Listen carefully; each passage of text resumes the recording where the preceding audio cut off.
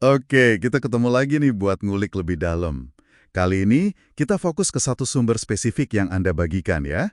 Bab 69 dari bukunya Richard Templer, The Rules of Management. Judulnya, Ikuti Intuisi Anda. Betul. Ini menarik. Soalnya, intuisi ini kan sering dianggap remeh ya di manajemen, yang dunianya serba data, serba logis. Nah, kita mau coba bedah nih, sepenting apa sih intuisi buat manajer menurut si Templer ini? Iya, benar banget. Sumber ini bisa dibilang menyoroti sesuatu yang kadang kesannya gaib, tapi sebenarnya enggak. Intuisi atau suara hati. Templer di sini bukan ngomongin klinik loh ya.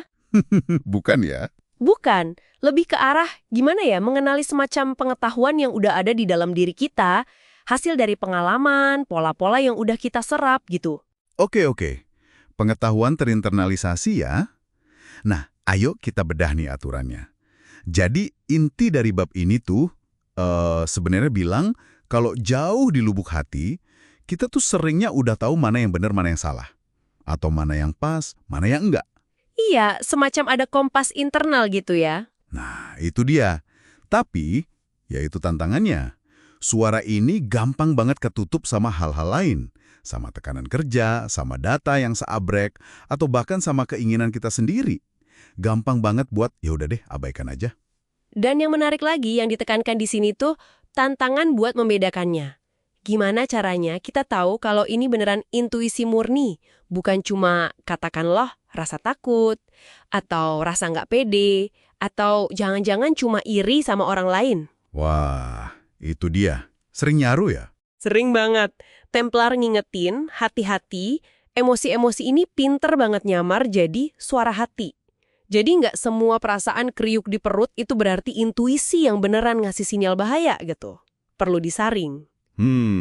Perlu filter ya. Ada contoh konkret nggak di buku ini?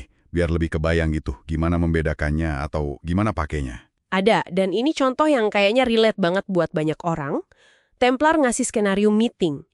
Bayangin, Anda lagi bahas proposal sistem baru. Oke. Secara data di atas kertas, proposalnya kelihatan bagus banget. Efisien, hemat biaya. Semua orang di ruangan juga kayaknya setuju, ngangguk-ngangguk. Tapi, entah kenapa, Anda kok ngerasa ada yang aneh. Ada yang nggak srek. Kayak ada sensasi dingin gitu pas dengerin presentasinya. Pernah tuh ngerasain kayak gitu. Terus gimana dong? Masa langsung interupsi? Stop, firasat saya nggak enak. Kan nggak mungkin juga ya. Ya, nggak gitu juga pastinya. Nasihat Templar lebih ke jangan langsung diabaikan perasaan itu.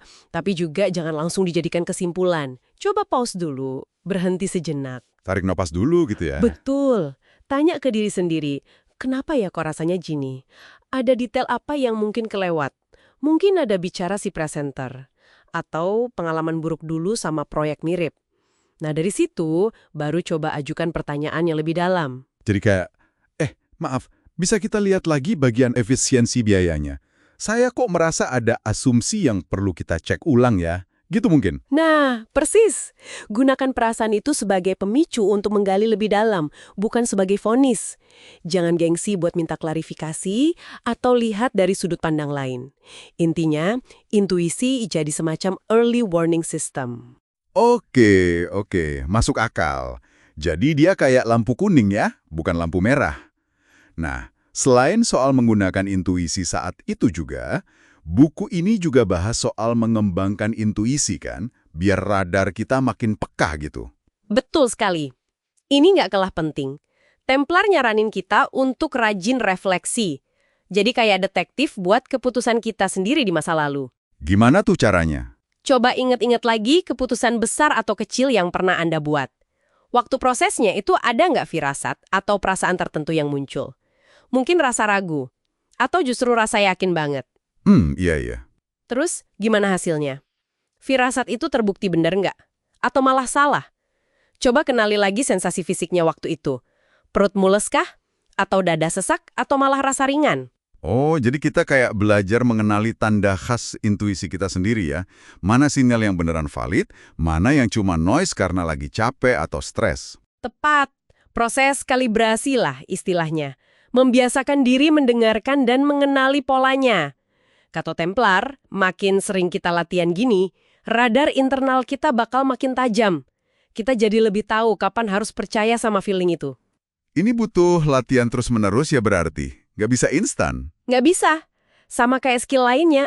Nah, ini nyambung ke pertanyaan Anda tadi kenapa ini relevan buat manajer atau pemimpin. Kenapa nggak cukup data aja? Iya. Kenapa? Di dunia yang serba terukur ini. Karena manajemen itu kan nggak cuma soal angka dan logika.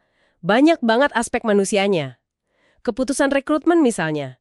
CV bagus, tes oke, tapi kok pas interview ada rasa yang kurang pas. Atau sebaliknya. Bener. Milih orang sering banget pakai feeling. Nah, itu dia. Atau pas negosiasi alot. Atau pas harus menilai potensi tim. Siapa yang kira-kira bisa di-stretch lebih jauh. Di situasi-situasi ambigu, kompleks, yang datanya terbatas atau bahkan nggak ada, disitulah intuisi yang terasah jadi pelengkap yang krusial. Dia bantu kita membaca situasi di luar data mentah. Oke, jadi clear ya. Kesimpulannya, sumber ini bilang kalau percaya sama intuisi itu bukan hal aneh atau nggak logis. Justru, ini adalah sebuah keterampilan manajerial, skill yang bisa dan perlu diasah. Persis, dia alat bantu tambahan di perkakas kita sebagai pengambil keputusan, bukan pengganti analisis, tapi pelengkap yang kuat. Sip. Nah, sebagai penutup nih, ada satu pemikiran lanjutan yang menarik dari sini. Gimana tuh? Buku ini kan fokusnya lebih ke individu ya, gimana kita mengenali dan mengasah intuisi pribadi. Tapi, gimana kalau kita tarik lebih jauh? Gimana kalau kita, sebagai pemimpin atau manajer, secara aktif menciptakan lingkungan kerja di tim kita misalnya, di mana intuisi itu nggak cuma ya udah kalau ada, tapi benar-benar dihargai. Menarik. Maksudnya orang didorong buat menyuarakan feelingnya gitu. Iya. Gimana kalau anggota tim merasa aman buat bilang, secara data sih oke Pak Bu, tapi kok feeling saya bilang ada yang perlu kita cek ulang ya, tanpa takut dianggap aneh atau nggak rasional. Wah, itu bisa mengubah dinamika tim banget ya. Nah, itu dia pertanyaannya. Buat Anda renungkan. Kira-kira perubahan apa yang bakal terjadi di tim Anda kalau intuisi kolektif mulai diberi ruang dan bahkan didorong? Gimana itu bisa pengaruh ke cara tim Anda memecahkan masalah atau bahkan berinovasi? Mungkin itu bisa jadi bahan eksplorasi Anda selanjutnya.